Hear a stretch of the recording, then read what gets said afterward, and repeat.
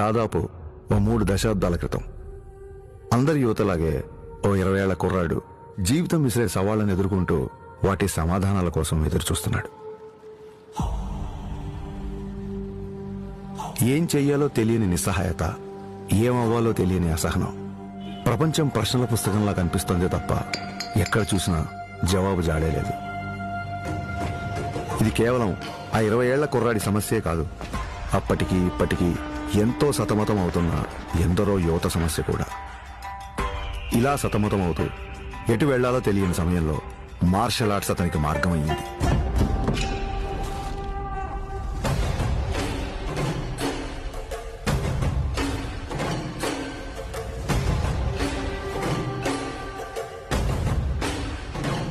Martial arts అంటే చాలా మంది అనుకున్నట్టు అవతల వాళ్ళని కొట్టడమో పడగొట్టడమో కాదు. మన అహాన్ని తొక్కిపెట్టి మన కాళ్ల మీద మనం నిలబడ్డం, మన ఆవేశాన్ని అరచేతి అదుపులో ఉంచుకోవడం, ఒంటరితనం, ఒత్తిడిని ఎదుర్కోవడం నేర్పిస్తే శిక్షణ, క్రమశిక్షణ నేర్పించింది కళ్యాణ్ కుమార్ను మన పవన్ కళ్యాణ్గా మార్చింది. సంవత్సరాలు గడిచాయి, కొత్త దారులు ఏర్పడ్డాయి. అలాగే తన సినీ ప్రయాణం మొదలైంది.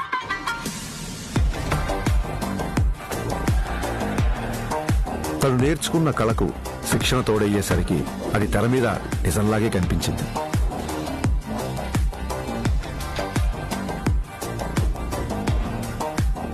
ఆ నిజానికి తన నిజాయితీ తోడయ్యే కోట్ల మంది గుండెల్ని గెలిచింది.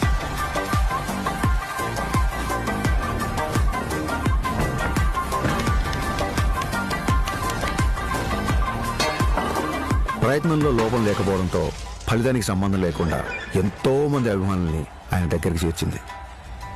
కరాటే, కిక్ బాక్సింగ్,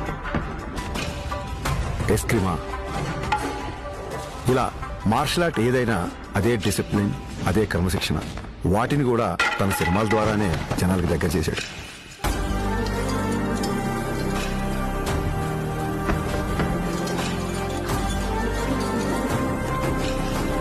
సినిమాల్లో చూపించే స్టంట్లు, ఫైట్లు జనరంజకంగా, ఆకర్షణీయంగా ఉంటాయని మనందరికీ తెలుసు. కానీ కళ్యాణ్ గారి సినిమాల్లోకి వచ్చిన తర్వాత ఆ యుద్ధ కళల్లో, ఆ ఫైట్స్ లో, ఆ స్టంట్స్ లో ఒక హానెస్టీ, ఒక నిజాయితీ, ఒక క్రమశిక్షణ, ఒక నిబద్ధత కనిపించడంతో ఆ మార్షల్ ఆర్ట్స్ అనేవి జనాల్లోకి చాలా వేగంగా దూసుకెళ్లాయి.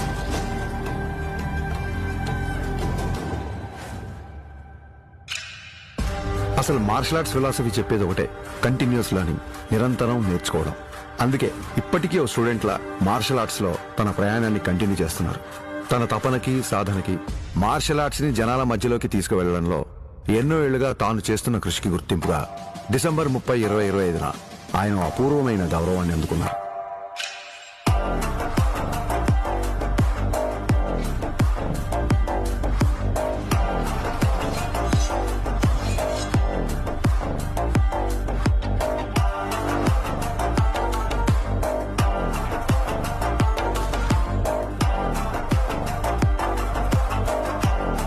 ఈ సత్కారానికి కారణమైన వారు భారతదేశంలో జపనీస్ మార్షల్ ఆర్ట్స్ కి దారి చూపించిన ప్రముఖ గురువు ప్రొఫెసర్ డాక్టర్ సిద్దికీ మహమూదీ గారు.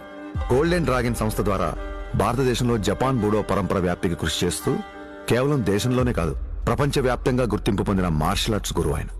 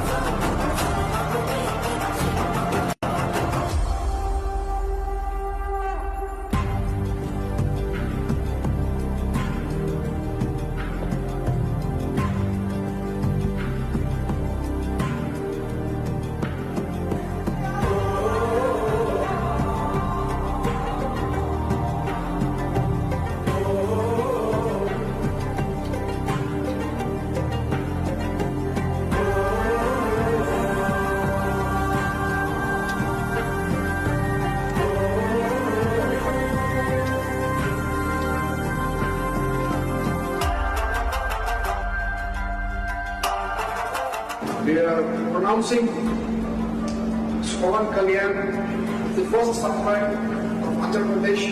and the Tiger of Martial Arts. Golden dragon సంస్థ నుంచి టైగర్ ఆఫ్ మార్షల్ ఆర్ట్స్ అనే బిరుదును అందిస్తూ ఆయన్ని ప్రకటించారు. As an honor award, he is the first person in India being presented this.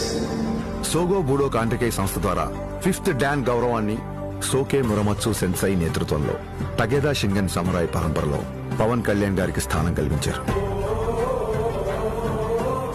ఇక్కడ టైగర్ అంటే హింస కాదు, హింసను అదుపులో ఉంచే బలం.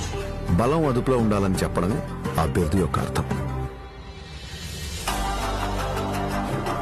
కళ్యాణ్ గారికి తెలుసు ఈ గౌరవం తన మార్షల్ ఆర్ట్స్ ప్రయాణంలో మరో కొత్త అధ్యాయం మాత్రమేనని.